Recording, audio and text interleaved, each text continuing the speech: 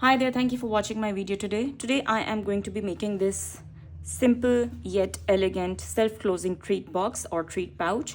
This is very quick to put together and you can always make these in bulk. These are not only great for Valentines, but they make great table favors and for any occasion, for Easter, Christmas, Eids, housewarming parties, you name it, you can make these for them.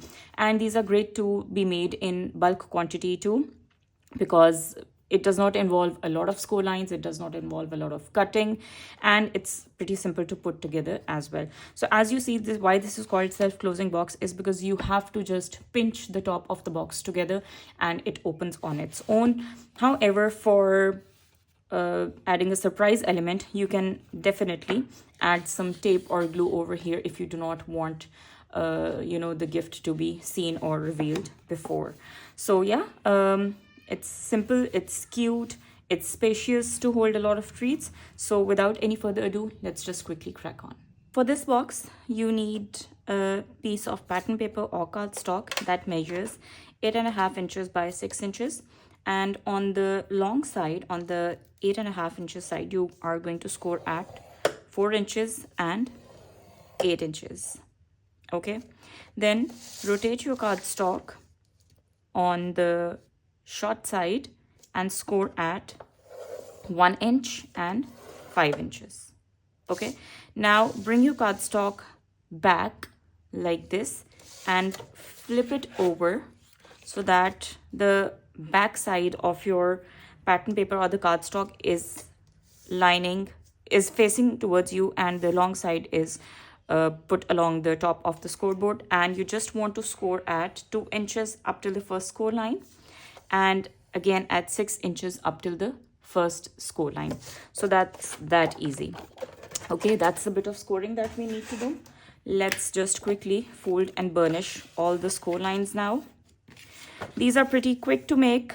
I made these in bulk for an event a few years ago, and when you are making these in bulk, it's always helpful to follow the steps one by one.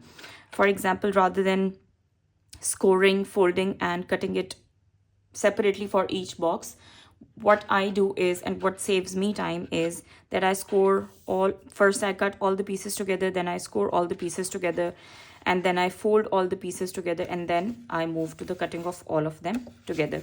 So that saves a lot of time. So now what you need to do is you need to get rid of these top and bottom rectangles at the top.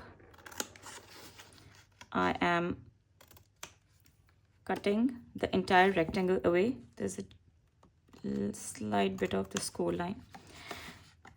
Taking a wedge off of the side tab, because this is the tab that's going to join our box. Taking off this rectangle as well, like so. Now these were the score lines that we made just up till the first score line. So we are going to cut these just up till the first score line. These are going to form the bottom tabs like this, and again like this. Okay, so these are going to be our tabs. Oh, I missed this score line. So all the score lines up till the first score line need to be cut away.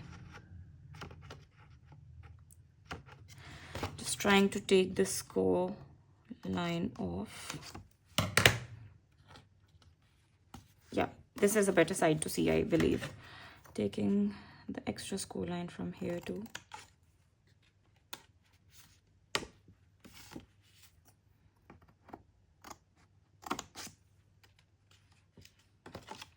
Now we have another score line at the top.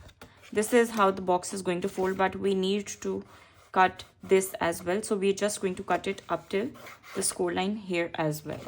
Okay, so flip your cardstock around, rotate it, and then cut away a tad bit of the score line. Okay, now you have your box here. What I like to do is I like to round the corners at the top. So let's just round them together. Fold the box on the middle score line and then round the corners. Let me just fold this into, and you can see that it has made a lot of difference. After rounding the corners, what you need to do is you need to make score lines using your ruler and your stylus. So what you want to do is you want to make a score line from this point where we made these cuts up till these corners here, which are at the top flap. So let's just quickly draw the score lines. I'm just eyeballing because this is very simple.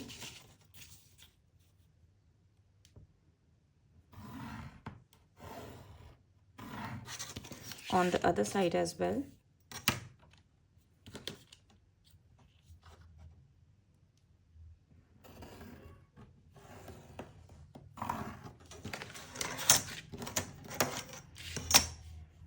Here too.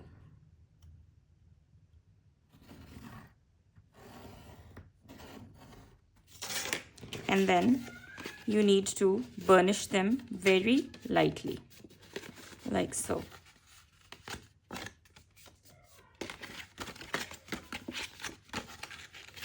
I saw this box made by somebody else on YouTube many years ago. I do not remember the name, who it was, but it just struck me right there that these are so beautiful and so easy to put together. So I thought, why shouldn't I share this with you, another version in, you know, my way of making the box. So we're going to put glue on this 1/2 inch tab, and we are going to then close the box.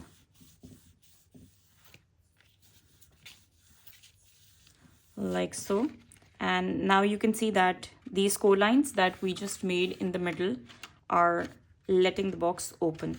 This is called self-opening and closing box because you do not want a closure except the one at the base, because you just push the box together like this and it's going to open on its own. Now for the base, what you want to do is you want to bring in the sides and then you want to close it like this.